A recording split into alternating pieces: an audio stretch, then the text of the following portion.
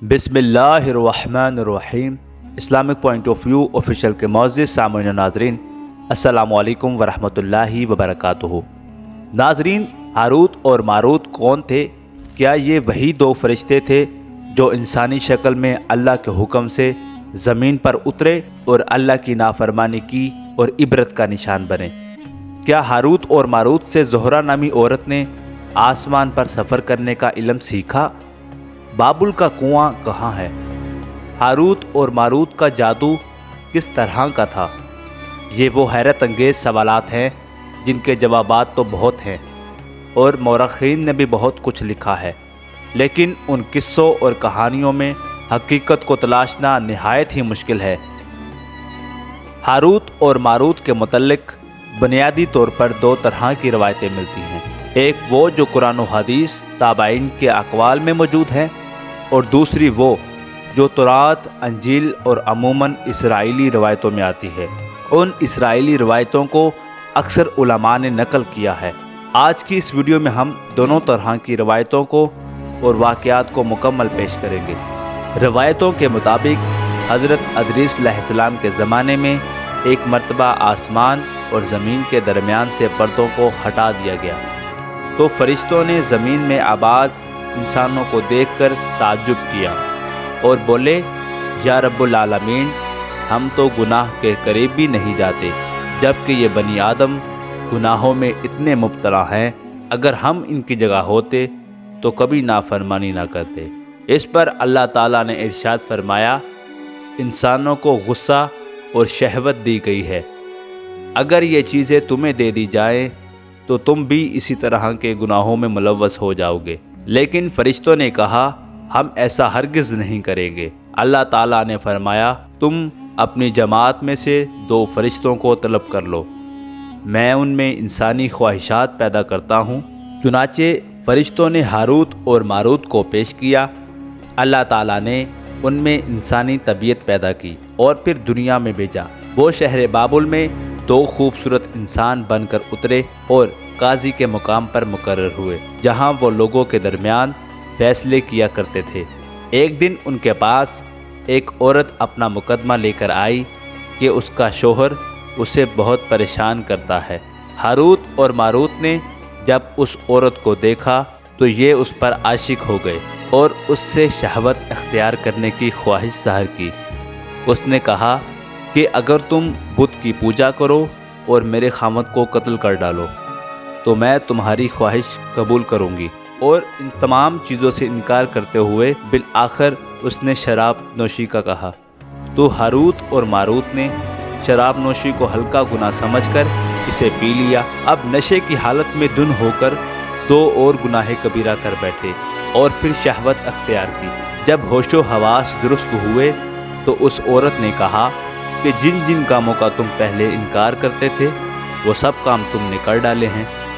ये दोनों बहुत शर्मिंदा हुए। उस औरत ने इन दोनों से आसमान पर चढ़ने का इसमें आज़म भी सीख लिया, जिनके ज़रिए वो आसमान पर जाते थे। जब औरत इस अमल के ज़रिए आसमान पर गई तो अल्लाह के हुक्म से उस औरत को सैयारे की शक्ल में मस कर दिया गया। चूँकि उस औरत का नाम ज़ोहरा था, इसलिए वो ज़ोहरा सैयारा कहलवाया, जिसे आज हम वीनस के नाम से जानते हैं। नाजरीन, इस गुनाह की वजह से हारूत और मारूत वो इसमें आज़म भूल गए, जिसे पढ़कर वो आसमान पर जाते थे, और बतौर सज़ा उन्हें बाबुल के एक कुएं में उल्टा लटका दिया गया, जहां वो ता क़यामत यूं ही कैद रहेंगे। दोस्तों, ये एक इसराइली रवायत है जिसे इमाम इब्न कसीर और फ़खरुद्दीन राज़ी जैसे मुवर्रिख़ीन अफसाना और मनगढ़ंत कहानी करार देकर सख्ती से रद्द कर देते हैं। वही इमाम सुयूती जैसे उलमा इस रिवायत को मुस्तनद मानते हैं। नाज़रीन इकराम, हारूत और मारूत और शहर बाबुल के सिलसिले में एक और रिवायत कसरत से बयान की जाती है, जिसके मुताबिक एक ज़माना ऐसा था जब शहर बाबुल तहज़ीब व तमद्दन का मरकज़ था। यहाँ के लोग इल्म नजूम और फल्कियात में बहुत माहिर थे। ये लोग जादूगरी, तंत्र मंत्र और सिफली इल्म को बहुत अहमियत देते थे और इसके ज़रिए माशरे में खूब فساد و انتشار پھیلاتے تھے۔ ان لوگوں میں بہت بڑے جادوگر موجود تھے۔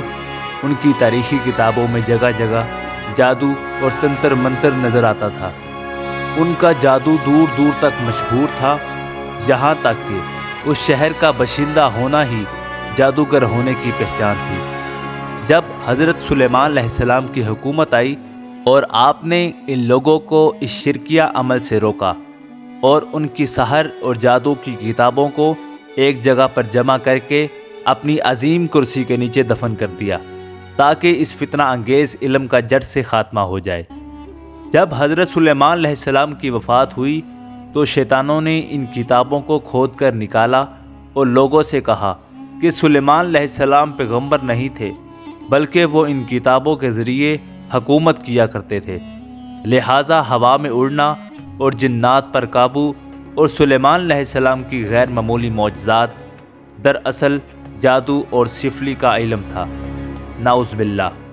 بنی اسرائیل نے اس کی پیروی کی اور ان کتابوں کو پڑھنا شروع کر دیا، لہٰذا دوبارہ یہ شر انگیز علم اس قوم میں سرایت کر گئی۔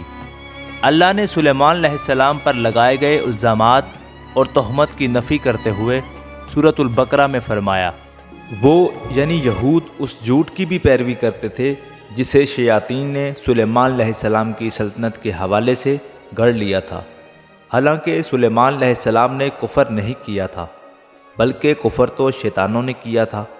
وہ لوگوں کو جادو سکھاتے تھے اور یہ جادو کا علم شہر بابل میں ہاروت اور ماروت دو فرشتوں پر نہیں اتارا گیا تھا، اور نہ ہی وہ دونوں کسی کو کچھ سکھاتے تھے، جس کے ذریعے وہ شوہر اور اس کی بیوی کے درمیان جدائی ڈال دیتے، حالانکہ وہ اس کے ذریعے کسی کو بھی نقصان پہنچا سکتے تھے مگر اللہ ہی کے حکم سے۔ بعض عربی داستانوں میں اس کنویں کا ذکر بھی ملتا ہے جہاں کئی لوگ پہنچے اور ہاروت اور ماروت سے ملاقات کر کے جادو کا علم بھی سیکھا، جبکہ بعض مورخین کا کہنا ہے کہ عراق کے شہر حلہ کے قریب ایک کھنڈر میں موجود قدیم کنواں ہے جہاں سے بابل کی سرحد شروع ہوتی ہے۔ یہ اس کنویں کو ہی چاہے بابل قرار دیتے ہیں۔ بہرحال اس واقعے سے یہ سبق ملتا ہے کہ سفلی اور جادو ایک شرکی عمل ہے۔ اللہ پاک ہم سب کو اس طرح کی خرافاتوں سے محفوظ فرمائے اور ہم سب کو ہر قسم کے جادو سے محفوظ فرمائے، آمین۔